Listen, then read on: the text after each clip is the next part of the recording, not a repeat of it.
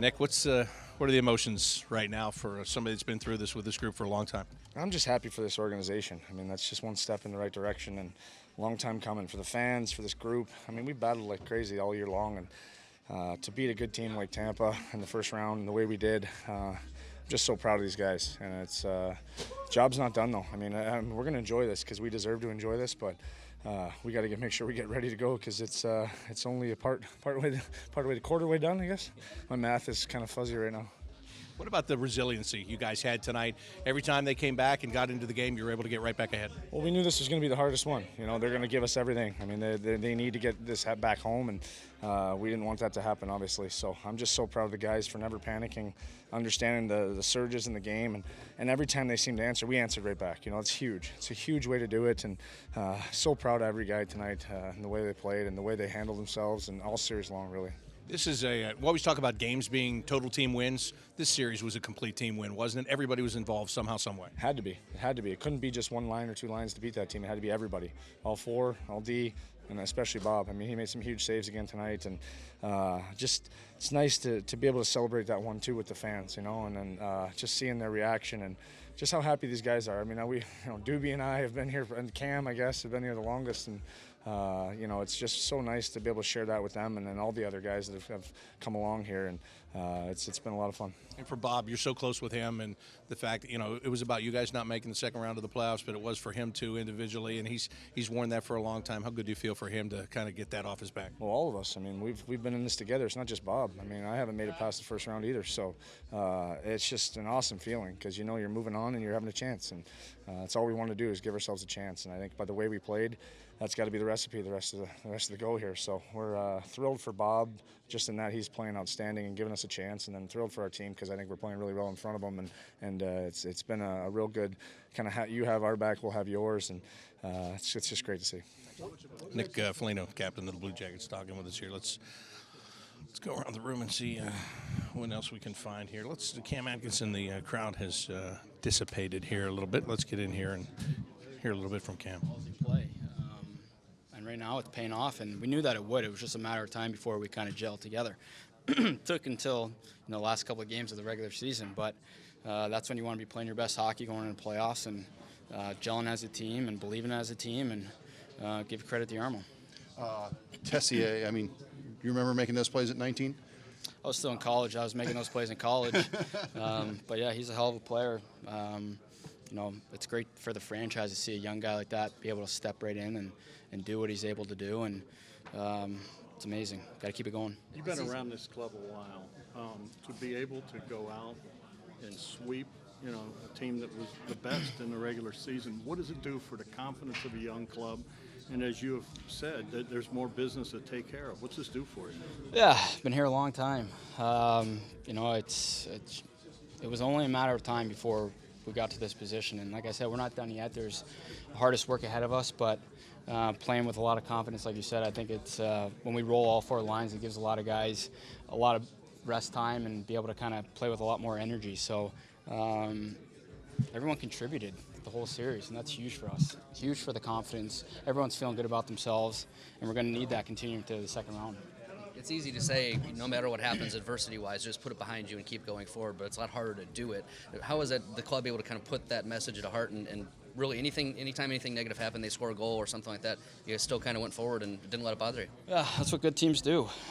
Maybe beginning or middle of the season, we were kind of that, that group that went the other way, and resilient group, a team that's been together for quite some time, being able to show that, especially when in the playoffs and the game's on the line, it's huge for us, and it's going to be huge going forward. Torch is kind of mentioned. That's Cam Atkinson. Let's go over and I want to get David Savard before he's done here tonight and talk with David, who's just helped this team to grind out victories in this series to this point. Just let's go over here to David Savard and hear from him. To run down, but I think we did a good job of maintaining and just staying poised and making plays when we had to. Thank you. You guys, no one gave you guys a shot. What does this do for the confidence in this room now? Because you guys believe you just swept a team that everyone thought was invincible. Yeah, it's a great feeling. I think there's just mindset of the team, playing together and doing the little things right, and it was going to pay off at the end, and it did. So it was, hopefully we can just keep it going now. Not that you're an old guy, but there's some young guys on this team. What does this do for those guys, and just this room? How tight is this room now? I mean, we have a tight group. We've been through some up and down this year, and it got us to get closer together. And I think it's great for them to see the feeling of obviously winning, but see that crowd when we're winning games there in playoff. And you just want to get to the playoff every year now because it gets buzzing and the city gets buzzing. And the fact that we got that first series, it's great for the city. And you don't want it to end here. I mean, this team's on a roll right now. I don't think anyone want to play it. Yeah, well, I mean, we just want to keep winning, keep playing games, and then get as far as possible.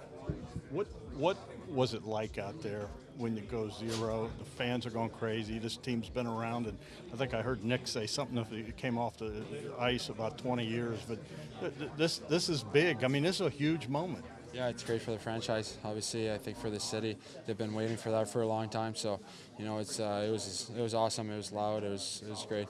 What do you do now? You got to wait. It's either going to be Boston, Toronto. I think we'll rest and just trying to focus on our thing. I think we still can get better, and I'm sure we'll do video and make sure we're sharp for the next series. David, when did it click? I mean, just go back a couple of weeks ago. You guys didn't even know if you were going to get in. Then you do get in, and you get the second wild card spot to where everybody on the outside says that's the absolute worst thing that could have happened to you, and you guys just made it look easy. When did it click in? When did the belief factor happen? Is it just recently, or has it been there all along? I mean, we knew we had a good team. I think we just needed to figure it out how we needed to play as a group. There's a lot of moving pieces that came in, and we switched lines, pairings a lot this year, and trying to figure out the best scenario. But I think it kind of came all together. Obviously, the last few games of the season, we were playing really well, and we tried to just carry it into the playoff. And obviously, I think everybody played really well. You've played with Nudavara for so long, then he's out of the lineup. Dean Kukin steps up and plays with you. How good was he on that pairing with you? Because it looked like it was a seamless transition. Yeah, he was awesome. I played with him in the past, and such a great skater, easy to play with, and he talks a lot on the ice. So he made that switch really easy. But whenever somebody goes down, somebody has to step up, and I think he did in a huge way. And Adam Clendenning was playing in Cleveland a couple of weeks ago. Here he is with 2 Stanley Cup games under his belt. He's got a point, and I know you feel good for a veteran guy like that.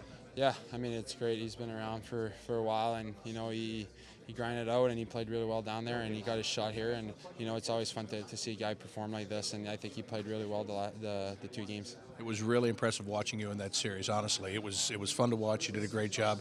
Wish you nothing but the best. Congratulations. Enjoy this and get ready to move on. Thank you. David Savard joining us here in the Blue Jackets dressing room. And where shall we move on to? Pierre-Luc Dubois is over here. He had 3 points on the night.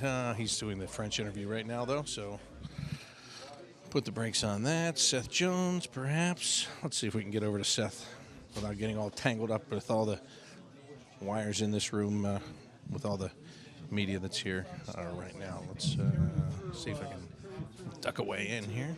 Here we go. Whatever comes beyond.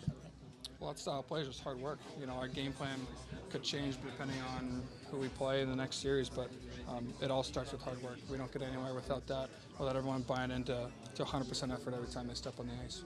Thanks, Seth. You had the turnover in Game 1 and then scored the game winner. You had that almost the same turnover opposite wall, right? No, it was the same thing almost, trying to stick handle around, and then you scored once again, almost the same spot, right? Did you have a flashback? No. Is there any serendipity in that? It's just moving on. Things happen throughout a game. By no means do I play perfect hockey. That's just moving on from a goal against, from a mistake that ended up in the back of the net. I make a lot more mistakes that nobody really talks about because it doesn't end up in the back of the net. I talk about it. I hope you do. Somebody hope someone. Just moving on and capitalizing on my chances is having short-term memory. When you got here, did you think you'd get to this point sooner than you have?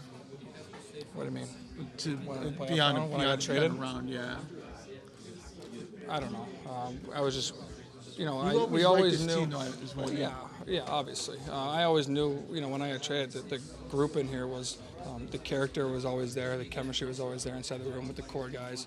Obviously, guys have came and gone since I've been here, but the belief system has always been there, especially with Torts trying to change that culture. And I kind of came in the middle of that whole process at the beginning, and I want to be a part of it. I want to be a big part of that process, and this is where we've ended up. So I think we've grown a lot since I first got here, and I hope everyone could say the same. And I also know you guys don't want to do the too high or too low, but does a part of you feel that feel good for the city? There's people in here. How old are you now? You're like 20. It's been 19 years there's generations of people that have never seen this before. Does that thought cross your mind, or do you hear that in the? Sure, I'm excited. Like I said, I'm excited for our fans that they get the opportunity to see us play again in the second round and make some noise in the playoffs. I know they've wanted this the past few years that I've been here. We haven't been able to get it done for them, but the buzz in the city is going to be unbelievable. I can't even imagine how much louder the building can get, but I know it's going to be louder in the second round. And just the energy. It's such a pleasure to play our home again in front of these fans, and they've been there through the ups and downs with us all season. You have no idea. Thank you. Congratulations. You say respect is earned in the playoffs. Can you check that box now, Coach? Well, I think after winning a round here, how we played, I think we're on the right track. Like I said, it's a hard league to gain respect in. We're certainly going through the process the right way. You as a coach and you as this team alone didn't carry the burden of 19 years, but when you see the crowd standing for most of the game, certainly all the third period, did it feel like more than just a hockey game to you, the emotions? Well, now that we can take a breath here, right, and we end up winning the series, I couldn't be happier that building. I've been fortunate enough to be in some pretty big games and loud buildings. Man, that building tonight, that was just unbelievable. So I'm thrilled for not only the people that have followed the team, but also the people in the organization here too. Just remember, it's one round, and we're thinking about other things as we go along here. But I know that's a burden that's been here, not winning a round in the organization. I'm thrilled for the people that have grinded through this. And get to have a little bit of excitement here as we get ready to play our second round. Coach, as you go forward in the playoffs, right over here. Where am I at? Okay. As you go forward in the playoffs, they say you have to learn how to win. What did your club learn, do you think, along this process, and just as far as the confidence of being able to what they did as you head forward? Well, I think I think if there is a belief that you can get things done as a team, I think it's very important when you're probably, skill-wise, and, let's face it, Tampa had just an unbelievable regular season, and we were matched up against them, but you can get so many things accomplished if you just have that belief as a team to do things the right way. We adjusted a little bit in how we play. I think the guys, after a very rough first period in the first game, really actually just the last 10 minutes of that first period, I just thought they just hung in there, and I'm happy for them because they played as a team and they had a tremendous amount of will. That's mental. That's not a talent. That's not physical skills. That is a mental toughness. And that's what I'm thrilled about, for those guys to enjoy themselves now is what they're doing in that locker room, to really feel like they willed themselves, but also knowing there's more to come here. Might build on that a little bit, but coaches all across sports always say no matter what has happened, good or bad, put it behind you, keep going forward. That was something you kind of talked about throughout this series, but it's a lot harder to actually do that than say it.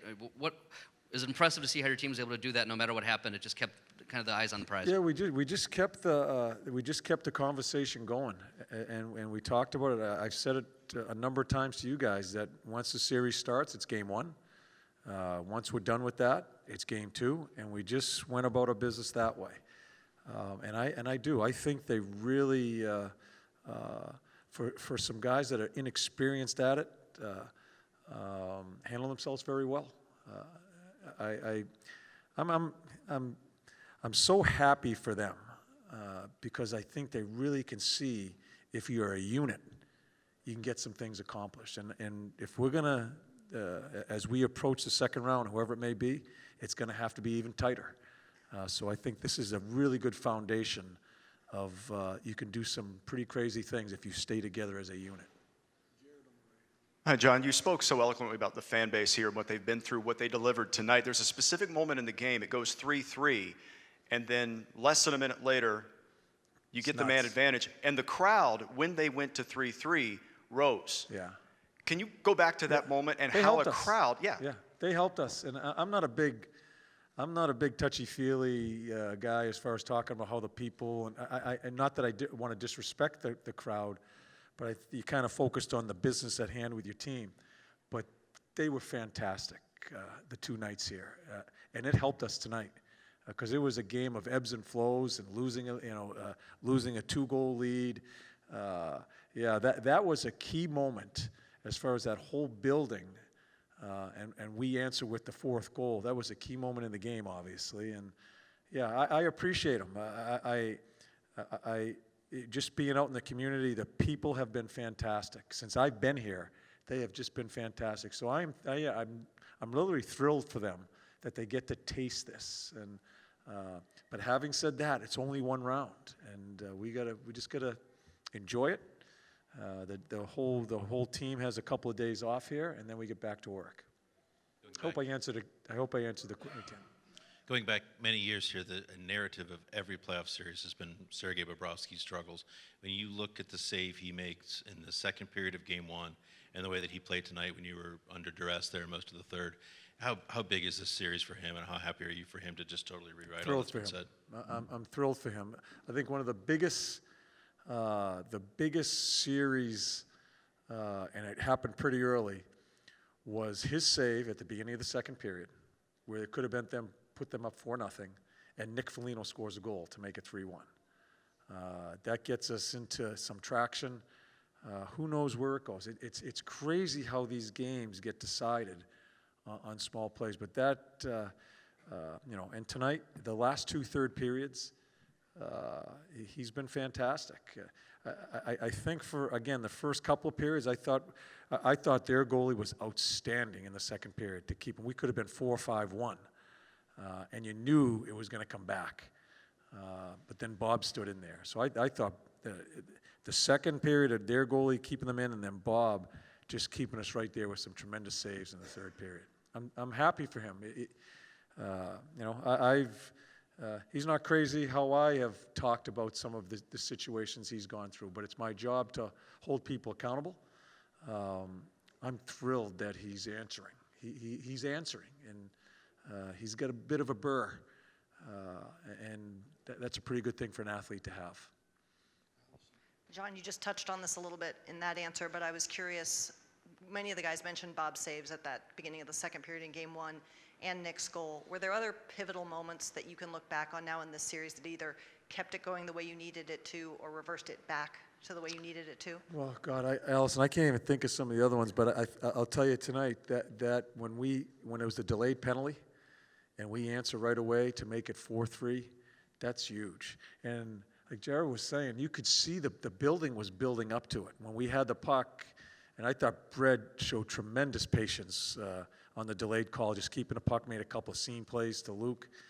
I think that's a huge answer when they go 3-3 with their top players played better tonight. Obviously, Kucherov makes a big difference. To answer right away before the end of the second period, I thought that was a huge time for us. John, your power play was something to behold in this series against a pretty good penalty-killing unit. What did you see as far as their cohesion and effectiveness? Well, I think our power play got shots through. I think Tex made a difference on our power play. We got some shots through. It's not like we changed a lot within how we break out or break in and run it. We got shots through, and we had some people to the net. Tex scores a goal tonight. I don't think Vasilevsky sees it. We had some people around that net, and as we always talk about with special teams, it gets streaky. And it's a huge part of this series because you look at our power play goals versus theirs. I think that kind of tilts it because I'm not sure what the 5-on-5 goals are. I haven't done the math yet. But the power play certainly help us tip the scales as far as scoring some goals.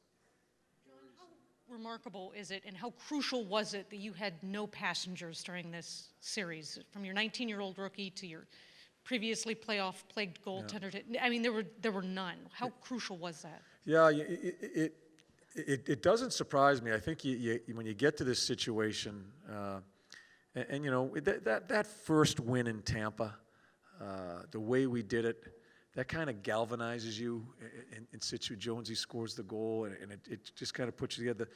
I'm standing behind the bench as the other games we're playing them, and you know, we're talking about some back-checking things that we need to do to play against this team. I'm listening to the bench when some guys aren't doing it. I don't have to say a word because it's coming from them, and that's when you can see. I looked at Lars. And it was the last game, Game 3. I heard people screaming at one another, back check, and that's when I said, you know what?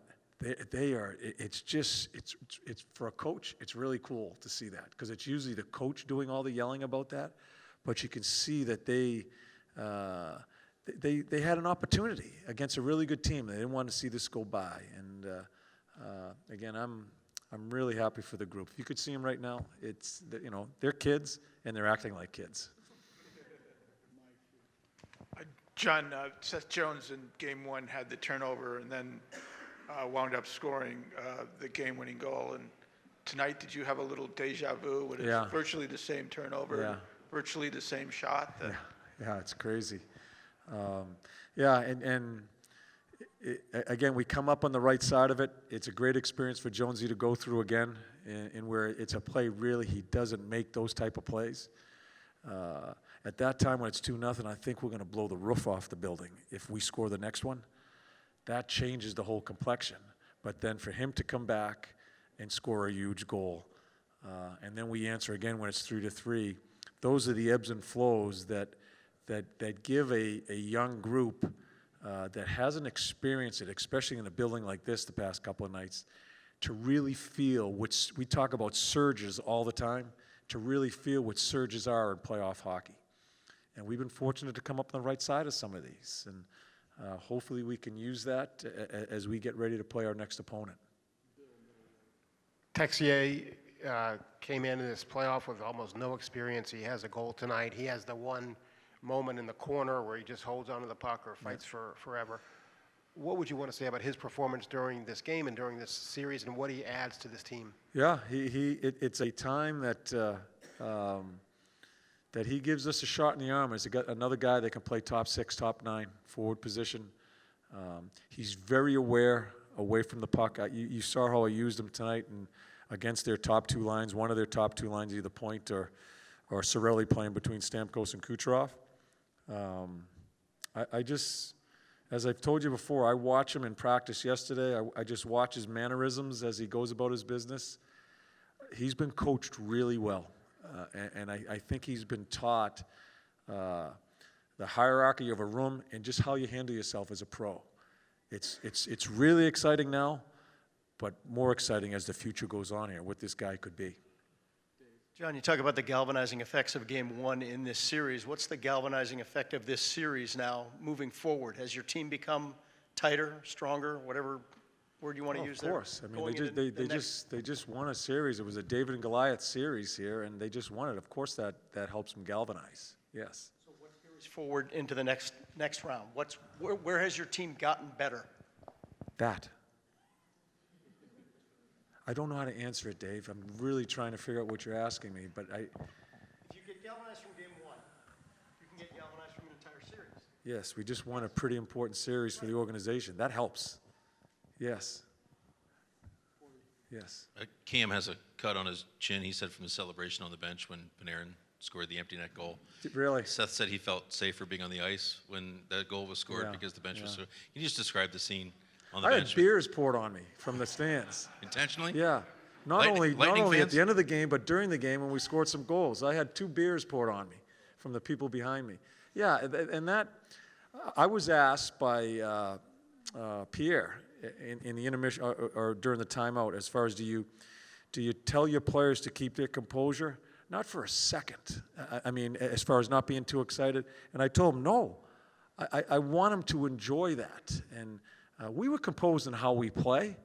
I wasn't worried about that. I want them to enjoy this as far as to see what their building is. Remember last year when we come in here, we just don't get it done at any home game at all. I want them to experience and have fun doing it. I wasn't worried about their composure at all as far as what they're doing on the ice, but that stuff after goals and winning a game, that's what you carry as you keep going forward here in other series. And that's what, to answer your question, Dave, a little bit, I'm really trying like hell. Those are the things that help you as you keep on moving. I look at, well, I'll leave it at that. No, I've answered your question. You had beer poured on you. Is that why it smells in here? What's that? Is that? I'm sorry. You had the beer poured on you. Is that why it smells in this room? No, I have nothing to do with the smell in the media room. Nothing. Nothing. So we are off for the next 2 days. We'll have something on Friday. We'll let you know what the schedule is probably tomorrow. Thank you. There's nothing like having a game without Jody's take. So we need your take on this one. This was, when we talked early today, there were a little bit of nerves. There was an edge here, as well as the Blue Jackets who were playing, because you just weren't sure. You don't know, and waiting is the hardest part. But there was no doubt when I got between the benches and I saw what was happening with the fans and the energy and the atmosphere, and I looked to my right, and all I see is focus. These guys were locked in. Right from the opening moment here, the power play early, the way they handled everything here tonight, the way the players rose to the occasion, they were not going to be denied right from the puck drop. I don't know what happened, but they just smothered them all night. Tampa had no answers. Stamkos gets a goal. He really had some jump in his step. Point gets a goal. Things are tied for a minute, and then Bjorkstrand scores late in the second period to get that lead again, and they never looked back, and it was incredible. What an atmosphere. Would they score 3 empty net goals, something like that? That was the right score. And this team in Tampa kept wanting to move the puck through the middle of the ice, and the Blue Jackets, to a man, stuck with their game plan. And how about a 20-year-old and a 19-year-old open the scoring for this team tonight? The future is bright, but right now this team is right where it needs to be, doing exactly what it needs to do. It is almost unthinkable that 2 weeks ago this team didn't know if it was going to be in the playoffs or not. We knew.